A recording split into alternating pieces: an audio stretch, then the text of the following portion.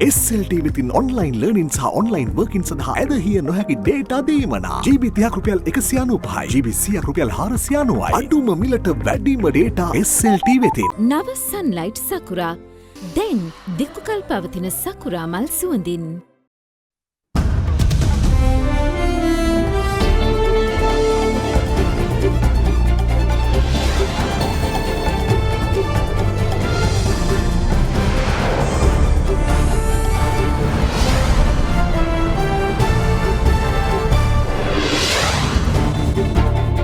අද 2020 සැප්තැම්බර් 26 සෙනසුරාදා සිරස්තල ප්‍රාදේශීය සභා මන්ත්‍රීවරයෙකු මද්‍රව්‍ය සමග අත්අඩංගුවට ගණිත ගුරුවරයෙකුත් කුඩු විකුණලා රොහාගේ දේහය පිළිබඳ අවසන් කටයුතු සිදු කෙරේ.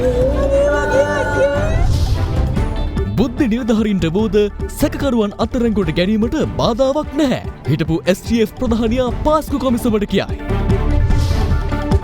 විස්සෙහි අඩුපාඩු සකසන්න නිදහස් පක්ෂයනුත් යෝජනා අගමැති කමිටුවට බාර දෙන බව දයාසිරි කියයි.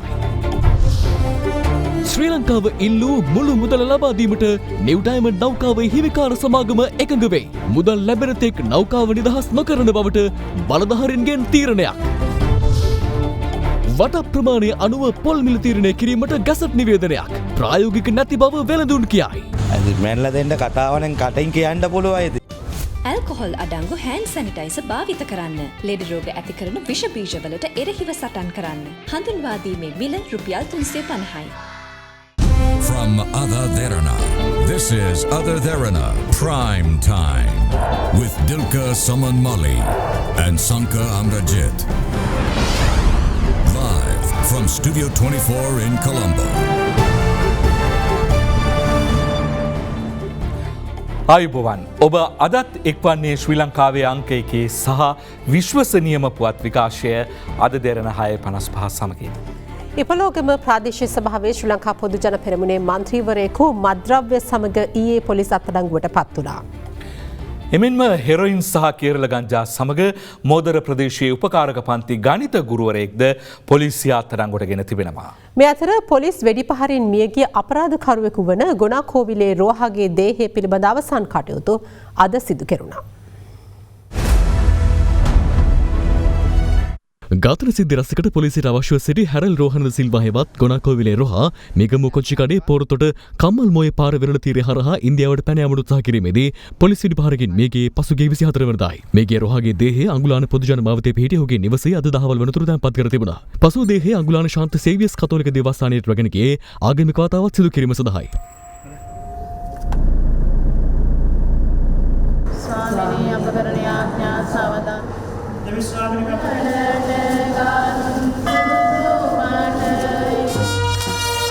ඉන්දරතුරුව මෘතදේහය පිළිබඳ අවසන් කටයුතු අඟුලාන කතෝලික පොදු සුසාන භූමියේදී සිදු කෙරුණා.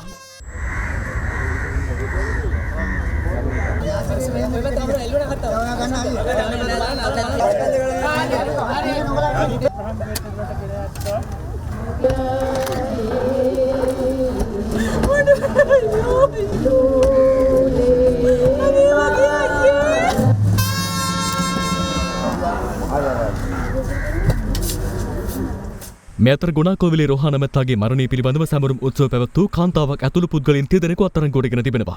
මීට ඉහතදී රෝහා විසින් ඝාතනය කළ කුඩු අංජුගේ සහෝදරයා වන ලන්සියාගේ මෘතදේහය වැළඳැමූ දෙහිවල ගල්කිස්ස නගර සභා පොදු සුසාන භූමියේදී මෙම සැමරුම් උත්සවය සංවිධානය කර තිබූ බවයි පොලිසිය පැවසුවේ.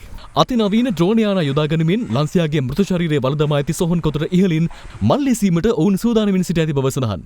අදාළ සිද්ධිය සම්බන්ධව ගල්කිස්ස කොට්ටාශ භාර ජ්‍යෙෂ්ඨ පොලිස් අධිකාරී රෝහන් ප්‍රේමරත්න මහතාගේ උපදෙස් පරිදි සාමයේ කඩවීමේ චෝදනාව යටතේ මියගිය ලන්සියා නමැත්තාගේ බාල සහෝදරිය කුඩු අංජු සමග WhatsApp සමාජදා පැවැත් වූ පුද්ගලයෙකු සහ මල් ඉසීමට සූදානම් වූ තවත් පුද්ගලයන් දෙදෙනෙක් ඔවුන් පැමිණි වාහනයක්ද සමගින් දෙහිවල පොලිසිය විසින් අත්අඩංගුවට ගැනුණා. එලෙස අත්අඩංගුවටගත් සැකකාරිය ඇතුළු සැකකරුවන් අද ගල්කිස්ස මහේස්ත්‍රාත් අධිකරණය හමුවට ඉදිරිපත් කිරීමෙන් අනතුරුව ලබන සඳුදා දක්වා රක්ෂිත බන්ධනාගාරගත කර තිබෙනවා.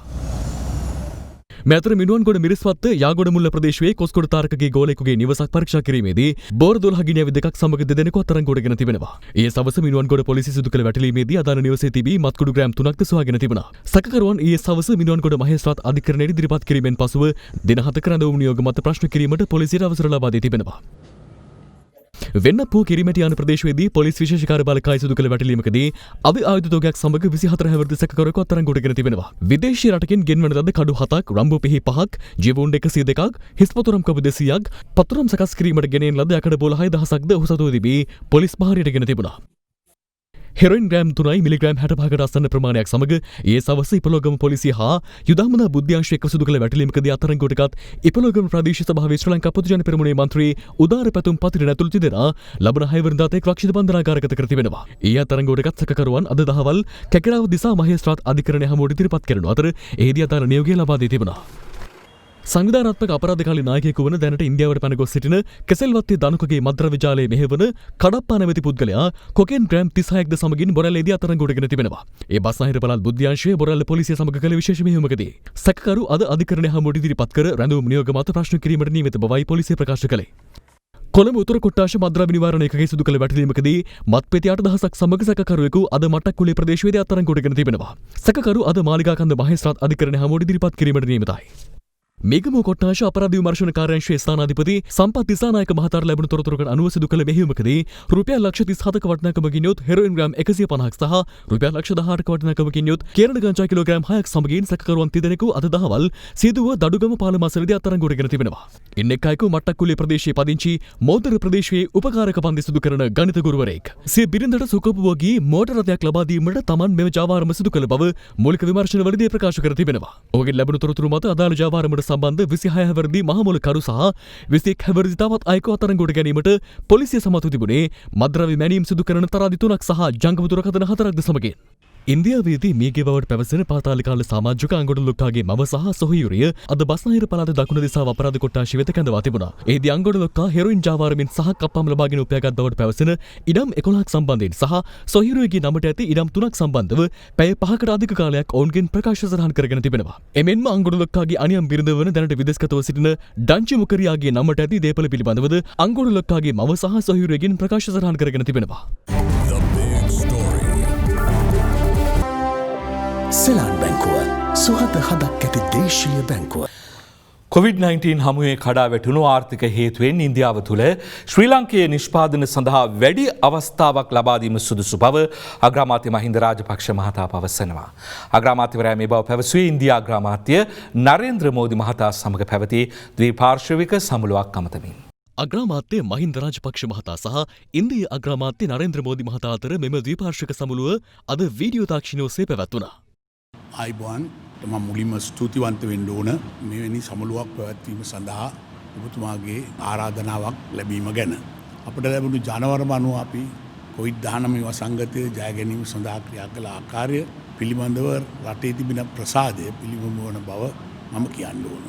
කොවිඩ් වෛරසයේ තත්ත්වය පාලනය කිරීම සඳහා ශ්‍රී ලංකාව ගත් ක්‍රියාමාර්ග ලෝක සෞඛ්‍ය සංවිධානයේ ප්‍රශංසාවට ලක් වූ බව ඔබතුමා දන්නවා. නිව් ඩයමන්ඩ් තෙල් නෞකාවේ ගින්න හමුවේ සාමූහිකව ගත් ක්‍රියාමාර්ග මගින් පෙනියන්නේ අපි දෙරට අතර සම්බන්ධතා තවදුරටත් වර්ධනය කර ගැනීම දෙරටටම විශාල ප්‍රයෝජනයක් වෙන බවත් ඔබ දන්නවා. COVID-19 ගෝලීය වසංගතය නිසා සිදු වූ ආර්ථික කඩාවැටීම හමුවේ ඉන්දියාවේ වෙළඳපොළ සඳහා භාණ්ඩ සැපීමේදී ශ්‍රී ලංකාව නිෂ්පාදන අංශවලට වැඩි අවස්ථාවක් ලබා දීම සුදුසු බව මගේ හැඟීමයි. नमस्कार excellency prime minister Mahinda Rajapaksa आयुबोवान वणक्कम हमेशा की तरह आपकी पहली ऑफिशियल विजिट හැමදාම වගේ ඔබේ පළමු නිල පැමිණීම ඉන්දියාවට ಭಾರತයට ඔබ විතා සතුටින් පිළිගන්නවා. වර්තමාන තත්ත්වය බැලුවහම මට සතුටුයි. අපි මෙහෙම වීඩියෝ තාක්ෂණය ඔස්සේ සමුළුවක් පැවැත්වීම ගැන. මම ඔබට නව අග්‍රාමාත්‍ය දුරයට පත්වීම සම්බන්ධයෙන්ද සුබ පැතුම් එක් කරනවා. ඒ වගේම ශ්‍රී ලංකා පොදු ජන පෙරමුණේ ජයග්‍රහණයටද ඔබට නැවතත් සුබ පැතුම්. මගේ රජය යටතේ අසල්වාසීන් පළමුව ශ්‍රී ලංකාවට අපි විශේෂ සහ උසස් ස්ථානයක් දෙනවා. මෙම ඓතිහාසික ජයග්‍රහණයෙන් පේනවා ජනතාව ඔබ කෙරෙහි තැබූ විශ්වාසය. ඔබේ පක්ෂයේ මෙම ජයග්‍රහණය ಭಾರತයේ සහ ශ්‍රී ලංකාවේ සහයෝගීතාව වර්ධනය කර ගැනීමට විශාල අවස්ථාවක්. රටවල් දෙකේම ජනතාව අලුත් ආශාවකින් හා උද්‍යෝගයකින් අපි දෙස බලන් ඉන්නවා. අපිට හැම පාර්ශවයකින්ම ප්‍රගතියක් ඔස්සේ ගමන් කළ හැකි. ඔබගේ ආණ්ඩුව මූලික ආර්ථික ව්‍යාපෘති ඉදිරියට පවත්වාගෙන යාමට කටයුතු කරයි කියලා මම විශ්වාස කරනවා. දෙරට අතර සහයෝගිතාව තවදුරටත් වර්ධනය කර ගනිමින් කටයුතු කිරීමට අප බලාපොරොත්තු වෙනවා. මෙරට රාජ්‍ය බුද්ධි සේවයේ සිටින නිලධාරීන් 90ක් පමණ පොලිස් නිලධාරීන් වන බැවින් ඔවුන්ට සැකකරුවන් අත්අඩංගුවට ගැනීමේ බලය පවතින බව පොලිස් විශේෂ කාර්ය බළකායේ හිටපු අනදෙන නිලධාරී එම්.ආර්. ලතීෆ් මහතා අද ජනාධිපති කොමිසම හමුවේ පැවසුවා. කෙසේ වෙතත් මෙම කොමිසම හමුවේ මීට පෙර සාක්ෂි දුන් රාජ්‍ය බුද්ධි සේවයේ හිටපු අධ්‍යක්ෂ නිලන්ත ජයවර්ධන මහතා කියා සිටියේ රාජ්‍ය බුද්ධි සේවයේ නිලධාරීන්ට සැකකරුවන් අත්අඩංගුවට ගැනීමේ බලයක් නොමැති බැවින් සහරන් හෂිම් අත්අඩංගුවට ගැනීමට නොහැකි වූ බවයි.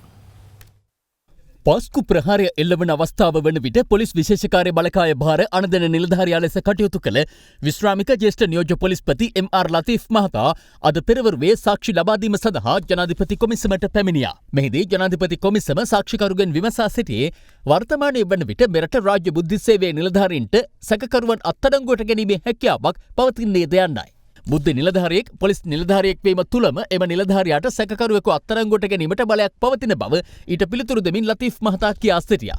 ලොව බොහෝ රටවල වර්තමානයේ වන විට බුද්ධි තොරතුරු සම්බන්ධයෙන් වෙනම පනතක් ක්‍රියාත්මක වන පසුබිමක බුද්ධි නිලධාරීන් මෙහෙයුම් රාජකාරිවල නිරත නොවන වටපිටාවක් නිර්මාණය වී තිබුණද මෙරට රාජ්‍ය බුද්ධි සේවය තුළ 90%ක්ම පොලිස් නිලධාරීන් සිටීම තුළ ඔවුන්ට අත්අඩංගුවට ගැනීම සිදු කළ හැකි බව ලතීෆ් මහතා වැඩිදුරටත් කියා සිටියා. ඒ පිළිබඳ පැහැදිලි කරමින් ඔහු පෙන්වා දුන්නේ මෑතකදී කොළඹ ජාතික රෝහලේ සිදු වූ මුදල් බංකොල්ල කෑමේදී අදාළ සැකකරු අත්අඩංගුවට ගැනීමට ක්‍රියා කර තිබුණේ රාජ්‍ය බුද්ධි සේවයේ නිලධාරීන් දෙදෙනෙකු බවයි. කෙසේ වෙතත් අවශ්‍ය ඕනෑම අවස්ථාවකදී ඕනෑම මෙහෙයුමක් සඳහා පොලිස් විශේෂ කාර්ය බලකායේ නිලධාරී කණ්ඩායම් යෙදවීමට තමන්ට හැකියාවක් තිබූ බව ලතීෆ් මහතා අවධාරණය කළා. වනතවිල්ලුව ප්‍රදේශයේ පුපුරන්ද්‍රව්‍ය සෙවීමටද පොලිස් විශේෂ කාර්ය බලකායේ කණ්ඩායමක් යෙද වූ බවට ජනාධිපති කොමිසමට පෙන්වා දුන් ලතීෆ් මහතා පැවසුවේ උසස් නිලධාරියෙකු තමන්ගෙන් වාචිකව හෝ ලිඛිතව ඉල්ලීමක් කළ අවස්ථාවක STF නිලධාරීන් කණ්ඩායමක් යෙදවීමට තමන් ක්‍රියා කළ බවයි. එසේම චක්‍රලේඛයක් මගින් තමන් රාජ්‍ය බුද්ධි සේවය සමග ඍජුව සම්බන්ධ නොවී පොලිස්පතිවරයා හරහා සම්බන්ධ වන ලෙස නෛතික රාමුවක් පැවති වටපිටාවක වුවද රාජ්‍ය බුද්ධි සේවය අධ්‍යක්ෂවරයාගේ ඍජු ඉල්ලීම්වලට තම නිලධාරී කණ්ඩායම් මෙහෙයුම් සඳහා යොමු කර ඇති බව පොලිස් විශේෂ කාර්ය බලකායේ හිටපු අනදෙන නිලධාරියා පැහැදිලි කළා. මෙහිදී ජනාධිපති කොමිසමේ සභාපති විනිසුරුවරයා ප්‍රශ්න කර සිටියේ ප්‍රහාරයක් එල්ලවිය හැකියයි අප්‍රේල් 4 විදෙස් බුද්ධි සේවයකින් තොරතුරක් ලැබී තිබූ වටපිටාවක එහි ප්‍රහාරකයින් ලෙස සඳහන් කර තිබූ නම් ඊට පෙර රාජ්‍ය බුද්ධි සේවයේ සතුව පැවති අවස්ථාවක එම විදෙස් බුද්ධි අංශයේ තොරතුර බුද්ධි තොරතුරක් ලෙස සැලකිය හැකිද යන්නයි. ඊට පිළිතුරු දෙමින් ලතීෆ් මහතා කියා සිටියේ අප්‍රේල් 4 විදෙස් බුද්ධි අංශයකින් ලද තොරතුර පැහැදිලිවම බුද්ධි තොරතුරක් බවයි. එසේම එහි මෙහෙයුමක් සිදු කිරීමට සහ ක්‍රියාත්මක වීමට හැකි පැහැදිලි තොරතුරු පැවති බවද ලතීෆ් මහතා කියා සිටියා. ඔහු වැඩිදුරටත් කියා සිටියේ කිසියම් තොරතුරක් ටොප් සීක්‍රට් යනුවෙන් සඳහන් කර තිබීම තුළම එය බුද්ධි තොරතුරක් ලෙස තහවුරු කර ගැනීමේ ක්‍රියාවලියකට භාජනය වූවක් බව හැඟී යන බවයි. මේ අතර හිටපු ජනාධිපති ලේකම්වරයෙකු වන ඔස්ටින් ප්‍රනාන්දු මහතාද අද පොස්වරුවේ ජනාධිපති කොමිසම හමුවේ සාක්ෂි ලබා දුන්නා. 20 වන අනුක්‍රම ව්‍යවස්ථා සංශෝධන පනත් කෙටුම්පත ඉතා භයානක බව හිටපු ජනාධිපතිනි චන්ද්‍රිකා බණ්ඩාරනායක කුමාරතුංග මහත්මිය පවසනවා. ඇය මේ බව පැවසුවේ අදට යෙදෙන ශ්‍රී ලංකා නිදහස් පක්ෂයේ නිර්මාතෘ දිවංගත SWRD බණ්ඩාරනායක මහතාගේ 61 වෙනි ගුණ සමරු උත්සවයට එක්වෙමින්. දිවංගත අග්‍රාමාත්‍ය SWRD බණ්ඩාරනායක මහතාගේ 61 වැනි ගුණ සමරුව අද පෙරවරුවේ ගම්පහ හොරගොල්ල බණ්ඩාරනායක සමාධිය අසලදී පැවැත්වුණා. ඒ හිටපු ජනාධිපතිනි චන්ද්‍රිකා බණ්ඩාරනායක කුමාරතුංග මහත්මියගේ සහ සුනේත්‍රා බණ්ඩාරනායක මහත්මියගේ ප්‍රධානත්වයෙන් ආගමික වතාවත් සිදු කර දිවංගත SWRD බණ්ඩාරනායක මහතාට පින් පැමිණීමෙන් අනතුරුව බණ්ඩාරනායක සමාධියට පුෂ්ප පහර දැක්වීම සිදු කෙරුණා.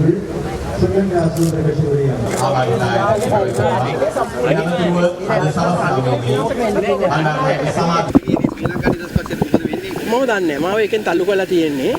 ඉතින් මේ ඒකේ ඉන්න අයගෙන් අහන්න වෙනවා. ඒතකොට ඔබතුමිය තල්ලු ගන්න බෑනේ ඔබතුමිය. අපේ කියලා මං එහෙම බූදලයක් හැටියට ලියා ගන්න අනිත් අය වාගේ. ඉතින් මම ගෙනල්ලා පොදු ජනතාවගේ නායකයෙක්ට දුන්නා. හැබැයි වැඩේ කාගත්තා. ඉතින් මම ගන්න දෙයක් නැහැ. දුන්න නායකයා සම්පූර්ණයෙන් පක්ෂ කෑලි වලට ඉරලා මඩේ දාලා පාගලා ඉවරයි. ඔබතුමිය මේ ගොඩ ගන්න මොකක් ගන්න නැද්ද ක්‍රියාමාර්ග? දැන් ගොඩ ගන්නේ මුක්කු එක්කද? ඔබතුමිය දැන් මේ බලය ආයක තැනකට එන්න එනවා 20ත් එක්ක. මේක මොකද වෙන්නේ රට මෙහෙම ගියොත්? 20 අති භයානකයි. ප්‍රජාතන්ත්‍රවාදයේ ඉවරයි. ආණ්ඩුක්‍රම ව්‍යවස්ථාවෙන් ජනපතිද අගමැතිද දුර්වල නොකළ යුතු බව විපක්ෂ නායක සජිත් ප්‍රේමදාස මහතා පවසනවා. එය අනුරාධපුර දිස්ත්‍රික්කයේ අද පැවති වැඩසටහනකට එක්වෙමින්. සමග ජනබලවේගය ප්‍රවර්ධනය කිරීමේ වැඩපිළිවෙල යටතේ දියත් කරන දෙවන වැඩසටහන අද සහ හෙට යන දිනයන්හිදී අනුරාධපුර සහ පොළොන්නරු දිස්ත්‍රික්කය ඉලක්ක කරගෙන සිදු කරනවා. එහිදී විපක්ෂ නායක සජිත් ප්‍රේමදාස මහතා අද පෙරවරුවේ කැකරාව සූර්යගම ශ්‍රී සුමංගල විහාරස්ථානයේ වෙත පැමිණියා.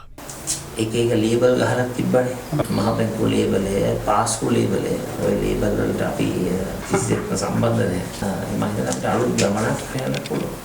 පසුව අනුරාධපුර රදගුරු නිල නිවසට ගිය විපක්ෂ නායකවරයා ආශිර්වාද ලබාගෙන ඉන් අනතුරුව මාධ්‍ය වෙත අදහස් පළ කළා. පොලටත් යන්න වෙලා තිබෙන්නේ ටේප් පටියක් එක්ක. ඇයි?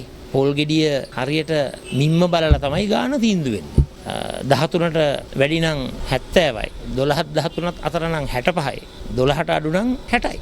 එතකොට අර 69 ලක්ෂයක් ජනාධිපතිවරණේ ඡන්දෙ දුන්නේ. මහමැතිවරණේ 3න් 2කට ආසන්න රාජ්‍ය පාර්ශ්වයට ලබා දුන්නේ ටේප් පටියක් අරගෙන රටේ ජනතාවට පොලේ යන්නද? 20 දෙනෙක් ඔබතුමාගේ කණ්ඩායමෙන් ආණ්ඩුවට යන්න ඉන්නවා කියලා ඇත්ත මෙන්න යයිද? අපේ පාර්ලිමේන්තු මන්ත්‍රීවරුන්ට මම හිතන ආකාරයට තමන්ගේ අම්මලා තාත්තලා පාවා දෙන තමන්ගේ ආත්මය තමන්ගේ ජම්මේ පාවා දෙන ගතිය නැහැ. ඔබතුමාගේ ආණ්ඩුව මේ 20 අහෝසි කරනවාද? 20 වෙනි සංශෝධනයට අපි කිසිසේත්ම පක්ෂපාතී නැහැ. විධායකයේ සිටින ජනාධිපතිවරයාත් ඒ වගේම අගමැතිවරයාත් බල රහිත තනතුරු බවට පත් කරන්න අපි ලෑස්ති නැහැ. දැන් මේ විවාදය තුල එක පැත්තක් කියනවා ජනාධිපති පමය කරලා අගමැති ශක්තිමත් කරන්න කියලා. අනිත් පැත්ත කියනවා අගමැති පියන් කරලා ජනාධිපති ශක්තිමත් කරන්න කියලා. මේ දෙකටම අපි විරුද්ධයි. මම කියන්නේ සාධාරණ සීමාවන් තුල මේ දෙපළටම රටට සේවය කිරීමේ ඊට ප්‍රස්තාව සලසලා දෙන්නට ඕන. 20වෙනි ආණ්ඩුක්‍රම ව්‍යවස්ථාවේ අඩුපාඩු ඇති බැවින් ශ්‍රී ලංකා නිදහස් පක්ෂයද අග්‍රාමාත්‍යවරයා විසින් පත් කළ කමිටුවට ලබන සතියේදී නිර්දේශ ඉදිරිපත් කරන බව ශ්‍රී ලංකා නිදහස් පක්ෂ මහලේකම් රාජ්‍ය අමාත්‍ය දයාසිරි ජයසේකර මහතා පවසනවා. 20වෙනි ආණ්ඩුක්‍රම ව්‍යවස්ථා සංශෝධන පනත් කෙටුම්පත සම්බන්ධයෙන් පක්ෂ විපක්ෂ දේශපාලඥයන් පළ කළ අදහස් කිහිපයක් දැන්.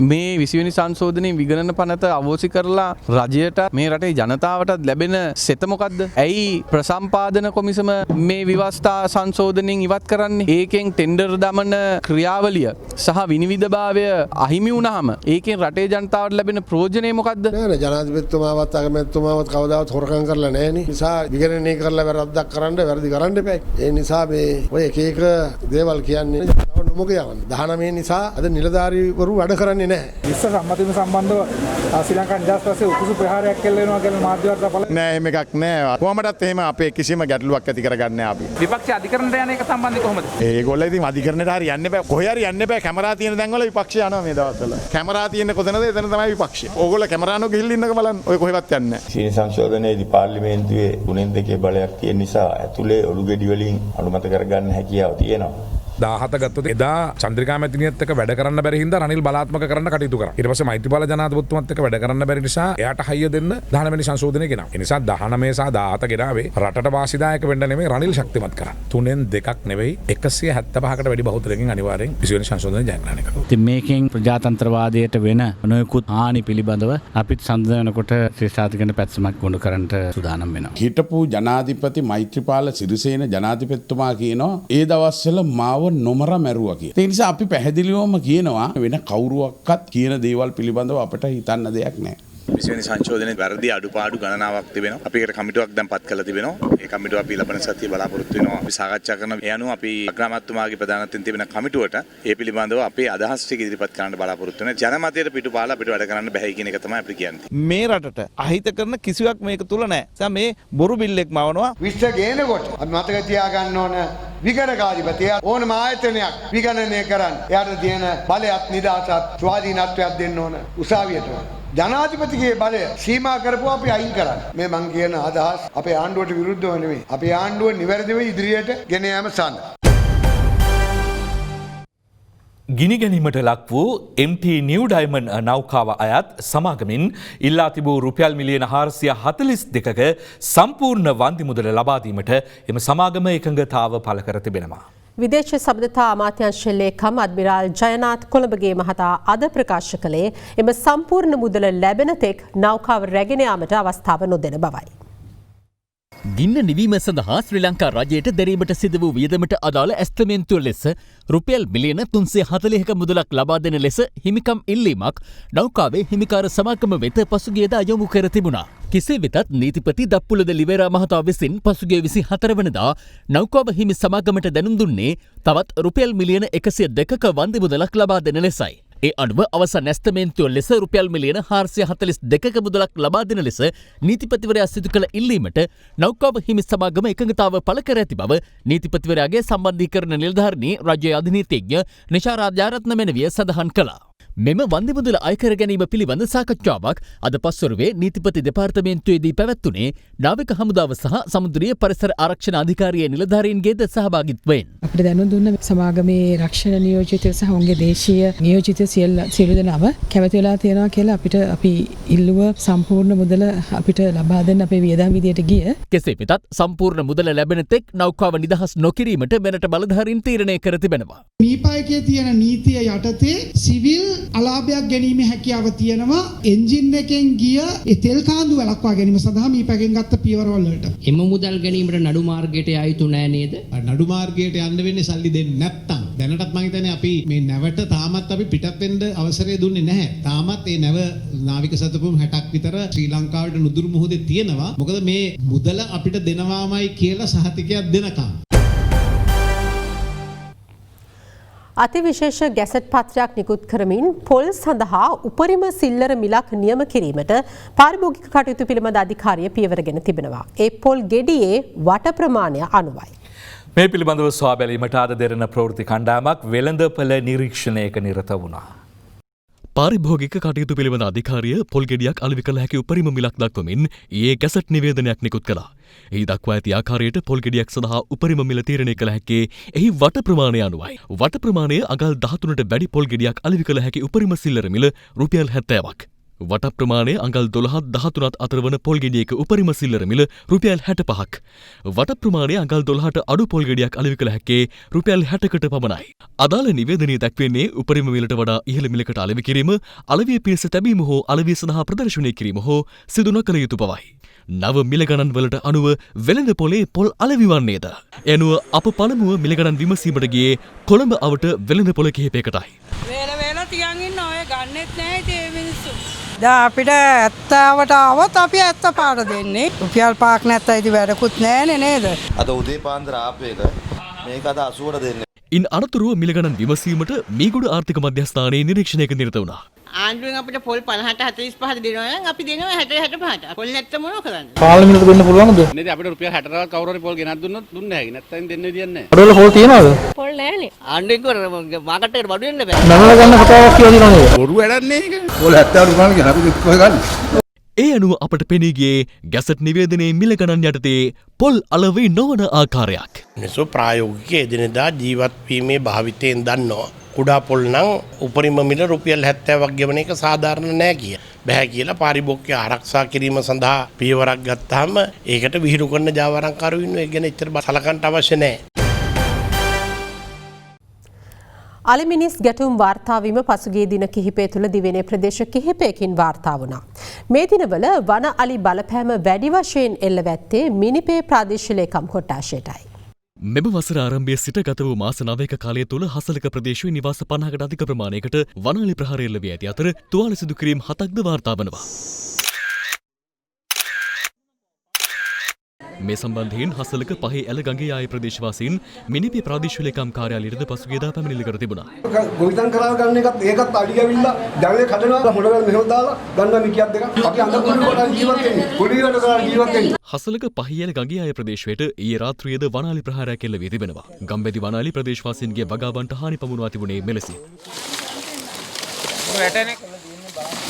මේ වාගේ විනාශ කරපම අපේ ළමාලා පිටිය ඉස්කෝලේ යවන්නේ කොහමද? ගොඩාක් දුක් මාසිල මේවා හදන්නේ මහවැලි ගඟෙන් වතුර අරගෙන. උද්ගත පැති අර්බුදය සම්බන්ධයෙන් ඔවුන් විශේෂ භාර රාජ්‍ය අමාත්‍ය විමල වීර දිසානායක මහතාට දුරකථන ඇමතුමක්ද ලබා දුන්නා. ගරු මැතිතුමනි මේ වනාලි ඇවිල්ලා අපේ ගම්මාන සියල්ලක් දැනට විනාශ කරලා තියෙන්නේ. ඉවසීම කියන එක මිනිසුන්ගේ සීමාවක් ඉක්මවා ගිහිල්ලා දැන් තියෙන්නේ අලියෙකුට මොකවත් වුණොත් ඇවිල්ලා නීති කතා කරන වන ජීවකට නම් එන්න එපා කියන්නේ.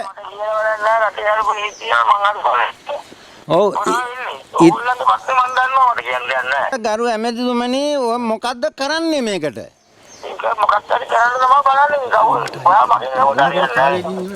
අපේ වත්තක පොල් ගහක් නැහැ, කොස් ගහක් නැහැ, අඹ ගහක් නැහැ, කෙසෙල් ගහක් නැහැ.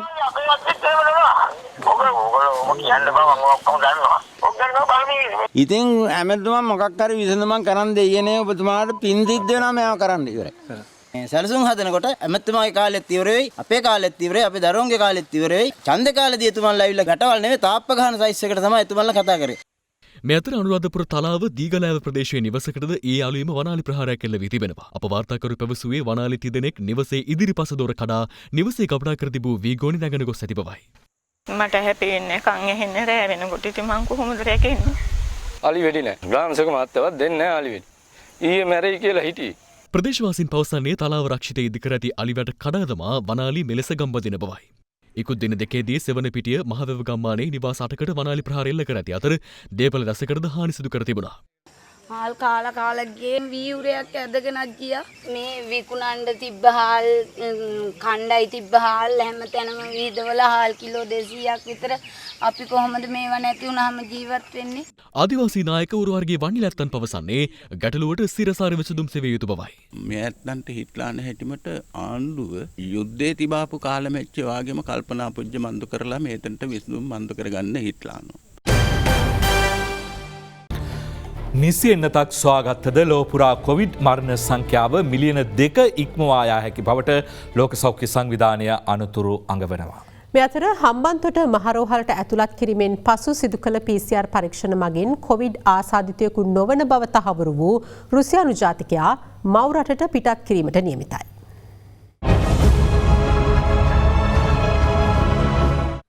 COVID-19 වෛරසය ආසාදනය වී හම්බන්තොට රෝහලට ඇතුළත් කිරීමෙන් පසුව සිදු කළ PCR පරීක්ෂණවලදී රුසියානු ජාතිකයා කොවිඩ් ආසාදිතයෙකු නොවන බව තහවුරු වුණා. කොවිඩ් ආසාදනය වුණා කියලා දැන්දුවට පළවෙනි ප්‍රතිඵලයේදී ආසාදන වූ ප්‍රතිශතය බැලුවම බොහොම අඩු ප්‍රමාණයක් තිබ්බේ. නමුත් අපිට කිසිම chance එකක් ගන්න බෑ මේ කොවිඩ් එක්ක. ඒකින්ද අපි තවදුරටත් එදිනම තව ටෙස්ට් දෙකක් කරා. ඊට පස්සේ ඊයේ දිනෙත් අපි ටෙස්ට් කරනු ලැබුවා. ඒ කරන් පස්සේ ඒ පුද්ගලයාට කොවිඩ් ආසාදනය නොවී ඇති බවටයි තහවුරු වන්නේ. ඉතින් ඒ අනුව ඒ පුද්ගලයා අද දිනේදී බොහෝ දුරට ඔහුගේ රටට පිටත් කිරීමට කටයුතු කරනු ලබනවා. දේශීය දියර කිරි නිෂ්පාදනය 70% දක්වා ඉහළ දැමීමට මිල්කෝ ආයතනයේ නව ව්‍යාපෘතියක් ක්‍රියාත්මක කර තිබෙනවා. යටතේ සවස් කාලයේදී කිරි දෙනුන්ගෙන් දොවා ගන්නා කිරි නිසි ප්‍රමිතියකින් යුතුව ගබඩා කිරීමට නව උපකරණයක් හඳුන්වා දුන්නා. කිරිපිටි හා ඒ ආශ්‍රිත නිෂ්පාදන වන යෝගට්, බටර් සහ චීස් සඳහා මෙරට පාරිභෝගිකයා තුළ පවතින්නේ ඉහළ ඉල්ලුමක්. ඒ අනුව මෙරට කිරි අවශ්‍යතාවයෙන් 40%ක් දේශීය කිරි ගොවියාගෙන් සම්පූර්ණ කර ගැනෙන අතර ඉතිරි 60% සම්පූර්ණ කර ගැනෙන්නේ ආනයනික කිරිපිටි වලින්. මෙරට කිරි වලින් ස්වයං පෝෂිත කිරීමට නම් ආනයනය නතර කර කිරි ගොවියා දිරිමත් කළ යුතුයි. උදෑසන කාලයේදී එළදෙනෙකුගෙන් සාමාන්‍යයෙන් කිරි ලීටර 10ක් පමණ දොවා ගැනෙන අතර සවස් කාලයේදී කිරි ලීටර 6ක් පමණ දොවා ගැනීමේ හැකියාවක් පවතිනවා. නමුත් පහසුකම් නොමැතිවීම නිසා කිරි ගොවීන් සවස් කාලයේදී එළදෙනුන්ගෙන් කිරි දොවා ගන්නේ නැහැ. ඊට විසඳුමක් ලෙස සවස් කාලයේදී දොවා ගන්නා කිරි නිසි ප්‍රමිතියෙන් යුතුව ගබඩා කර තබා ගැනීම සඳහා මිල්කෝ ආයතනයේ නව නිපැයුම් සහ තාක්ෂණාංශය නව උපකරණයක් නිපදවා තිබෙනවා. එය නම් කර තිබෙන්නේ කිරි සිසිලකය ලෙසයි. ගොවීන් පුරුද්දක් වශයෙන් ක්‍රියාවට නංගවලා තිබ්බේ සවස් වරුවේ ගන්නා කිරි ෆ්‍රිජ් එකක එහෙම නැත්නම් ඩීප් ෆ්‍රීසර් එකක දාලා උදේ වෙනකන් තියාගැනීම. ඒකෙදි ප්‍රශ්නයක් ආවා කිරි උදේ වෙනකොට යට හරිය ගල් වෙලා තියෙනවා. එහෙම නැත්නම් සෙපරේට් වෙලා තියෙනවා ෆැට් එක වතුරත් සමග. ඒ ප්‍රශ්න දෙකටත් අපි උත්තරේ දීලා තියෙනවා මැෂින් එකෙන්. ඒ මැෂින් එකේදී කිරි කවදාකවත් සෙපරේට් වීමක් වෙන්නේ නැහැ. ඊට අමතරව ගල් ගැසීමක් වෙන්නේ නැහැ. කිරි සිසිලකෙන් දවස් දෙකකට අධික ප්‍රමාණයක් එකම ක්වොලිටි එකකින් අපිට කිරි රඳවා ගැනීම හැකියාවක් තියෙනවා. එම උපකරණය මේ වන විට කිරි ගොවීන්ට හඳුන්වා දී තිබෙනවා. උදේ හවස කිරි ගන්නවා නම් අපි කිරි ලීටර් 100ක් ගන්නවා නම් අනිවාර්යයෙන්ම ලීටර් 40ක් එන්නේ හවස. දවස නිෂ්පාදනයෙන් 40%ක ප්‍රමාණයක් අපත යන මට්ටමටපත් වුණා නම් කවදාකවත් ගොවියා පෙළඹෙන්නේ නැහැ හවස කිරි ගන්න. නමුත් දැන් මෙතනදී ගොවි මහත්තයා දිරිගැන්වෙනවා උදේ හවස කිරි ගන්නත්. ඒ අනුව කිරි ගොවීන්ගේ ආදායම මේ වන විට 80%කින් පමණ වර්ධනය වී ඇති බවයි මිල්කෝ ආයතනයේ සභාපති ලසන්ත වික්‍රමසිංහ මහතා පවසන්නේ. කිරි ගොවියන්ගේ පළදාව වැඩි කරන්න විවිධ පියවර අපි ගණමින් සිටිනවා. ඒ අනුව අපි ගත්ත එක පියවරක් තමයි මේ සවස කිරි එකතු කිරීම සඳහා මේ කිරි සිසිලකය කියන උපකරණය අපේ ආයතනයේ විසින්ම නිෂ්පාදනය කර කිරි ගොවීන් වෙත ලබා දීම. ඒ අනුව ඔවුන්ගේ ආදායම 60%ට 80ත් අතර ප්‍රමාණයකින් වැඩි කරන්න මේ නව උත්පාදනයට හැකියාව ලැබිලා තියෙනවා. මෙවන විට රට හැර ගොස් සිටින අපරාධ පරීක්ෂණ දෙපාර්තමේන්තුවේ පොලිස් පරීක්ෂක නිශාන්ත සිල්වා යලි මෙරටට ගෙන්වා ගැනීමට පියවර ගන්නයි දේශපාලන පලිගැනීම් පිළිබඳ සොයා බලන ජනපති කොමිසම අද අපරාධ පරීක්ෂණ දෙපාර්තමේන්තුවට නියෝග කළා. මේ අතර පාර්ලිමේන්තු මන්ත්‍රී රංජන් රාමනායක සහ හිටපු පාර්ලිමේන්තු මන්ත්‍රණී හිරුනිකා ප්‍රේමචන්ද්‍ර මෙන්ම අපරාධ පරීක්ෂණ දෙපාර්තමේන්තුවේ හිටපු අධ්‍යක්ෂ ශානි අබේසේකර සහ පොලිස් පරීක්ෂක නිශාන්ත සිල්වා යන මහත්මීන්ට ලබන මාස 9 වෙනිදා කොමිසම හමුවේ පෙනී සිටින්නයි නොතීසි නිකුත් කෙරුණා. තවත් පුවත් කිහිපයක් දැන්.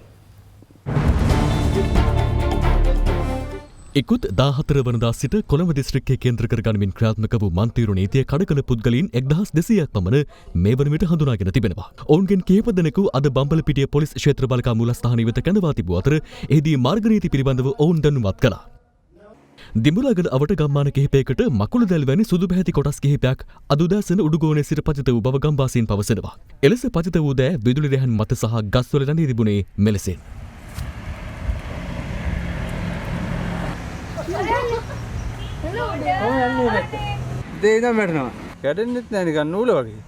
සාමාන්‍ය කර්මාන්ත ශාලාවකින් යම්කිසි දෙයක් උඩුගුවන්ට මුසුනා කියන දේ ගන්නත් බෑ. මොකද මෙවැනි ආකාරයේ නිෂ්පාදන පොළොන්නරු දිස්ත්‍රික්කයේ කිසිම කර්මාන්ත ශාලාවක් නැහැ. යාපනයේ ක්‍රියාත්මක වන දනුරොක් නමැති සංවිධානාත්මක කල්ලික නායකයාට යාපනයේ පෙරුමාල් කෝවිල් ප්‍රදේශයේදී කිසියම් පිරිසක් තියුණු ආයුධ වලින් පහර දී තුවාල සිදු කර තිබෙනවා. මෝටර රථයකින් පැමිණි පිරිසක් විසින් මෙම පහර දීම සිදු කරත්තේ අදාළ සංවිධානාත්මක කල්ලියේ නායකයා වන දනු නැවැත්තා යතුරුපැදියකින් ගමන් කරමින් සිටියේදී පහර දීම සිදු කළ පිරිස මෝටර රීජ දමා පලා ගොස් ඇති අතර තුවාල ලැබූ පුද්ගලයා මේ වන විට රෝහල්ගත ප්‍රතිකාර ලබනවා. එසමගින් අපගේ ප්‍රධාන පුවත් විකාශය නිමවට පත් වෙනවා. සුබ රාත්‍රියක්.